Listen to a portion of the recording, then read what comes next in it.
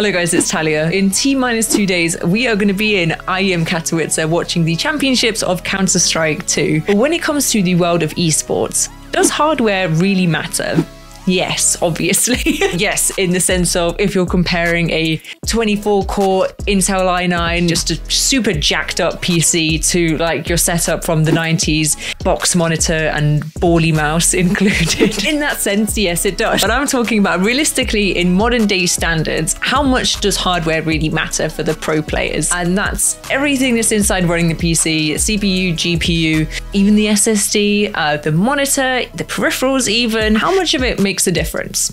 Let's take a look. So most esports games like League, Dota, and Counter-Strike are CPU oriented. This is because the GPU intensive titles are usually reserved for more big open world adventures where having these gorgeous visuals are kind of one of its key selling points. But in the case of MOBAs and multiplayer FPS, the visuals are usually practical, with the emphasis being on real-time combat with multiple players, tasks, objects. So a powerful CPU is definitely the most important aspect, and although you don't need a high-grade CPU to play Counter-Strike, for professional players, when the frame rates makes the difference between winning and losing a match, you are probably going to go for like the tip-toppiest line, because even micro stutters can determine the loss of a shot, a point, or even the match itself, which leads us to monitors, and specifically refresh rate. Most nowadays opt for monitors with a refresh rate of around 360 Hz for the smoothest gameplay, although we're seeing this number climb even higher. I remember a few years ago when 144 Hz was good. Now it's climbing up to 500. Wild. Put it this way, it's definitely not the image quality or the views that matter. No one in esports really uses a higher resolution than your standard 1920 by 1080, so more pixels just means less FPS.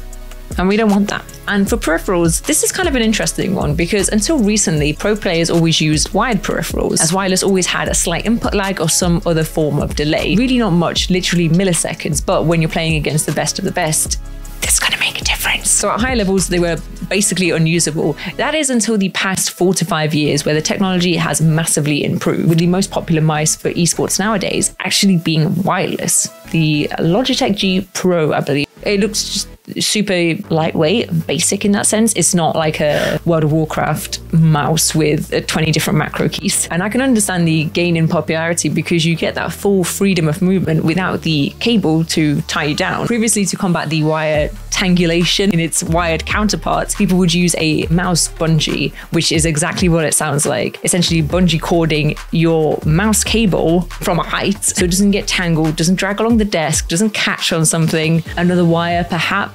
I'm looking, there's a spot right below the camera where there's about 7 wires all congregated into one place, and I notice every time when I'm gaming, I will pull this one. Look! There we go. Now you're free. See, you know what you're doing. You do it every time. Why don't I have a wireless one? I don't care about input lag. Nowadays, pro players only really bring their peripherals to tournaments with all the other equipment being provided by the organizer. So the players will bring their own mouse, maybe mousepad, keyboard, and in-ear headphones. Yeah. So you might notice the pros wearing the classic over-ear headphones like so, as per usual gamer attire, but then with in-ear headphones underneath. And that's actually, wait, let me take this off. That's actually because the over-ear headphones act kind of as noise dampeners. I believe white noise is played through the over-ear headphones to dampen out the noise of the crowd, and more importantly, the noise of the commentators. The commentating of the commentators.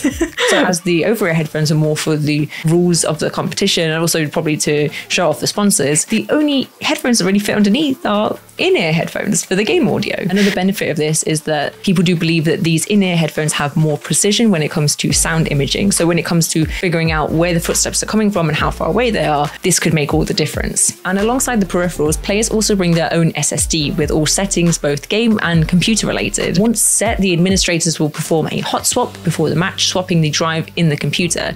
This ensures that the players always have their settings, which saves time, and in case of suspicion, the disk can also be checked in case of any illegal or unallowed applications. Naughty, naughty. Of course, not all organizers can afford such thorough security and verifications, and players wanting to win huge money might be tempted to cheat. The most famous scandal in Counter-Strike history happened back in 2018 at the Extreme Island tournament, which is an unofficial Asian championship with the team Optic India. If you know, you know. Specifically a teammate named Forsaken. So administrators came over to the team in the middle of the match as his teammate next to him was having a problem with the monitor, technical difficulty and the admin came to sort that out. The match was paused. And while the administrator was there was some suspicion of his teammate next to him, either from something that flagged up in his SSD, although I don't know why they would wait until they were in the middle of a match, but probably more likely how he was playing in the game.